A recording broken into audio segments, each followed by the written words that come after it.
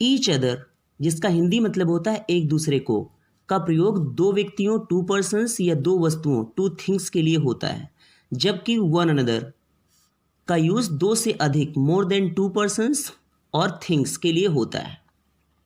यहाँ पर हम एक बात समझते हैं कि each other and one another कि अगर हम हिंदी मीनिंग की बात करें तो हिंदी मीनिंग सेम होती है। इन दोनों शब्दों का हिंदी मतलब सेम होता है, जो कि क्या है, एक दूसरे को, लेकिन इनके यूजेस जो होते हैं वो अलग अलग होते हैं। ईच अदर का प्रयोग जो होता है वो टू पर्सन्स के बीच में होता है, मतलब दो व्यक्तियों के लिए होता है या दो वस्तुओं के लिए होता है, जबकि वन अनदर का यूज़ जो होता है वो मोर देन टू पर्सन्स के लिए होता है, मतलब दो लोगों से ज़्यादा के बीच में होता है। तो चलिए देखते हैं, एग्जाम्पल्स के थ्रू हम समझते हैं। आज का हमारा फर्स्ट एग्जाम्पल है जो कि ईच अदर के एग्जाम्पल्स हैं। तो चलिए देखते हैं, ये टू एग्जाम्पल्स में समझते हैं।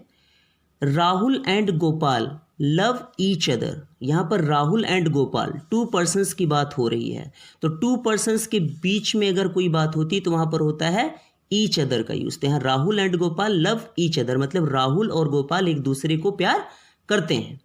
सेकेंड एग्जाम्पल देखते हैं, Kavita and Suresh never liked each other, मतलब कविता एंड सुरेश, यहाँ भी टू पर्सन्स की बात हो रही। तो जब टू पर्सन्स के बीच में बात हो रही तो यहाँ पर ईच अदर का यूज हो रहा है। अब हम नेक्स्ट 3 और 4 जो एग्जाम्पल्स हैं हमारे, इनमें हम वन अनदर का यूज देखते हैं।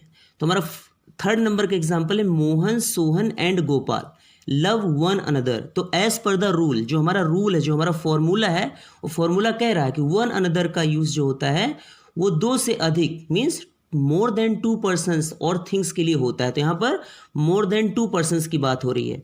मोहन सोहन एंड गोपाल, यहाँ पर मोर देन टू पर्सन्स मतलब 3 पर्सन्स की बात हो रही है। तो यहाँ पर जब मोर देन टू पर्सन्स की बात होती है वहाँ पर वन अनदर का यूज होता है। तो क्या है, Mohan Sohan and Gopal love one another.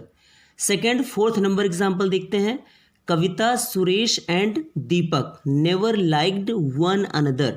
तो यहाँ पर भी Kavita Suresh and Deepak never liked one another, मतलब 3 पर्सन्स की बात हो रही जो कि मोर देन